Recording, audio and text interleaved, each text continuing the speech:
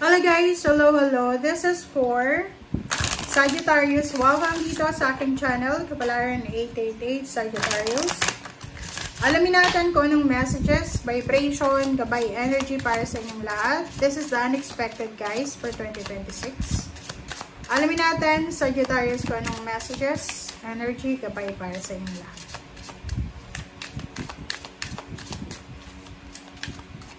This is for Sagittarius. Okay. First card natin is Tiger, Divine Timing. Wow, Sagittarius. Sinasabi ng bara sa'yo dito, Sagittarius, na kung ano daw yung hinihintay mo, okay? Kung ano daw ang hinihintay mo ay posibleng dumating sa'yo. Good things come to those who wait.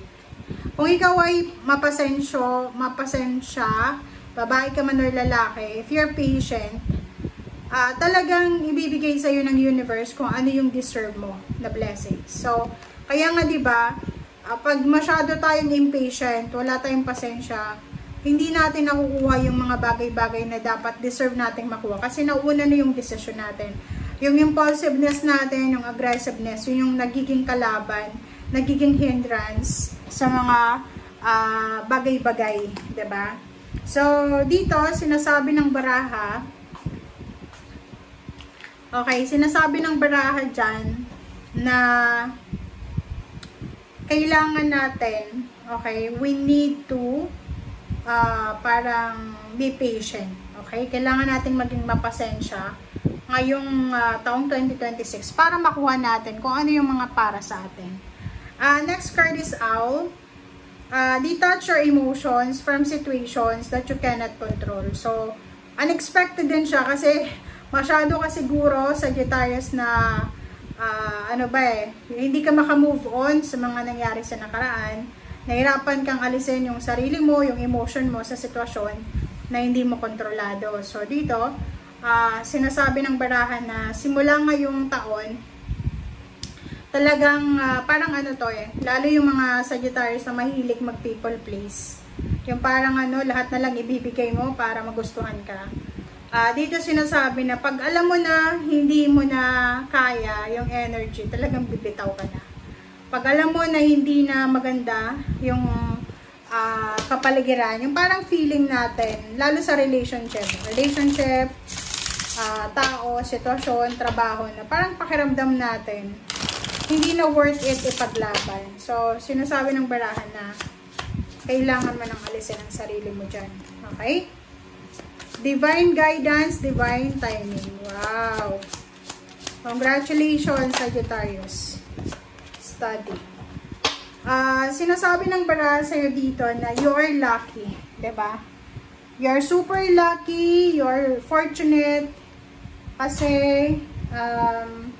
the universe, the divine, will give you the perfect timing, perfect guidance, na pwedeng makatulong sa'yo kung ano man yan na gusto mong makuha, gusto mong mangyari sa buhay mo. Yung dalawang barahang yan, resonated sa bawat isa. So, kumbaga, isang unexpected na inspiration, ideas, inspiration, advices, yung mga unexpected na guidance, mga synchronicities, ang posibleng papasok sa buhay mo para matulungan ka sa kung ano man na kailangan mong gawin. Study. Pwedeng may mga Sagittarius dito ang unexpected na gusto nyong bumalik sa pag-aaral, magmasteral, doctoral, mag-aaral ng skills, TESDA, parang gano'n. Yung iba gusto mag-aaral ng baking, ng painting, kung ano man na gusto mong pag-aralan, nakikita ko share dito na you are on the right timing, you are on the right path, you are on the right journey. Okay? Alright, so let's check.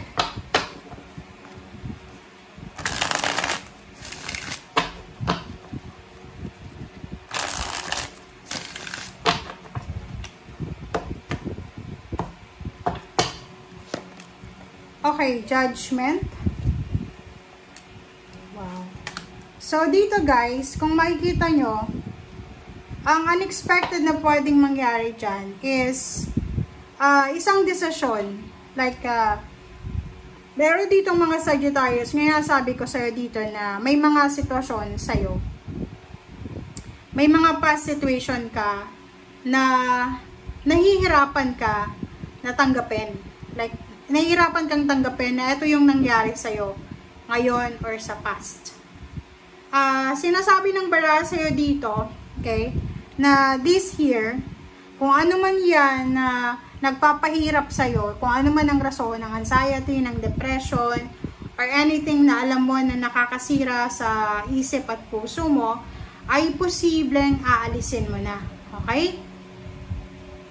So, ibig sabihin niya, alright, ang ibig sabihin niya guys, ang gagawin mo this year ay unexpected to kasi hindi mo alam kung bakit ito yung gagawin mo. Hindi mo alam kung bakit ito yung option mo. Pero, kung ano man ang gagawin mo na to, ito ay para proteksyonan yung sarili mo. Hindi para magpabida, but this is for your protection. 7 of Cups. Diba? Choice and option. Parang sinasabi ng baraha, in terms of relationship tayo, you have choice and option eh. Diba? Relationship or money. So, parang sinasabi ng baraha sa'yo dyan, okay, merong mga Sagittarius na kailangan yung mag-isip ng maayos. Kailangan yung mag-contemplate. Mag-isip ng mag-isip. Kasi, nasa tamang direction ka eh. Right timing, right information, right ideas, inspiration. Ang problema lang, hindi ka makakapag-desisyon kasi pwedeng may mga pumipigil sa'yo. Okay? So, be careful kasi baka ito yung ano mo eh, old self mo. So, kailangan mong i-detach ang sarili mo sa old relationship, sa old mindset, sa sitwasyon, sa pangyayari na alam mo na hindi na makakabuti sa future, lalo na sa ngayon. Okay? Sinasabi ng baraha sa'yo na you need to be careful sa mga decision making mo. Judgment is here, 9 of Swords, and Princess of Wands, lalo na sa usaping pera. Iwasan mo yung basta-basta ka nalang nag-i-invest. Iwasan mo yung like gusto mong bilhin, bumili ng sasakyan, magpatayo ng bahay, mangungutang ka. Wag na wag mo yung gagawin, Sagittarius, kasi pwede kang magsisi sa bandang huli. Kaya ngayong decision making mo regarding money, kailangan mag-isip tayo ng tama. Pero, yun na nga, meron ditong perfect timing, perfect guidance na posibleng darating sa'yo from the divine, na kailangan mo din timbangin. Ang hirap, no? Diba? Ang hirap kasi parang may gusto kang gawin, pero hindi mo magawa. Pero may mga inspiration ka na ayaw mo naman na gawin. Parang ganun. So, ang gulo. Pero, yun na nga, sabi sa'yo ng baraha dito na you need to think before you judge or before you decide. Okay? Thank you guys. Bye!